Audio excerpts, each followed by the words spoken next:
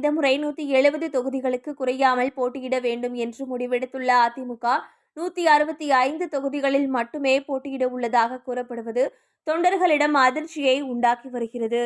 இந்த உத்தேச பட்டியல் வெறும் எண்களை மட்டும் அடிப்படையாக கொண்டதல்ல. இது ஒரு நுணுக்கமான அரசியல் கணக்கீடு. வன்னியர் வாக்கு வங்கியை நம்பியுள்ள பாமகவுக்கு ஒதுக்கப்படும் இடங்கள் வட தமிழகத்திலும், தேவர் சமூக வாக்குகளை இலக்கு வைக்கும் அமமுகவின் இடங்கள் தென் தமிழகத்திலும் கூட்டணியை வலுப்படுத்தும் என டெல்லி நம்புகிறது போலும். அதேபோல் நகர்ப்புறங்களில் பாஜக கவனம் செலுத்துவதன் மூலம் ஒரு புதிய வாக்கு வங்கியை உருவாக்க முடியும் என்பது அவர்களின் திட்டம். ஆனால் இத்தனை கட்சிகளையும் அரவணைத்துக் கொண்டு அதிமுக தனது முதன்மை நிலையை எப்படி தக்க வைக்கப் போகிறது என்பதுதான் தற்போதைய சஸ்பென்ஸ். மொத்தத்தில் இந்த உத்தேச பட்டியல் இன்னும் அதிகாரப்பூர்வமாக அறிவிக்கப்படவில்லை என்றாலும் திரைமறைவில் நடக்கும் இந்த பேச்சுவார்த்தைகள் தமிழக தேர்தல் களம் ஒரு பெரிய மாற்றத்தை நோக்கி நகர்வதையே உறுதி செய்கின்றன.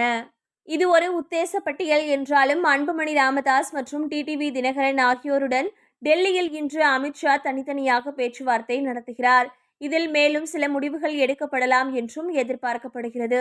அதற்கு பிறகே அதிகாரப்பூர்வமான இறுதி பட்டியல் வெளியாகும் என தெரிகிறது.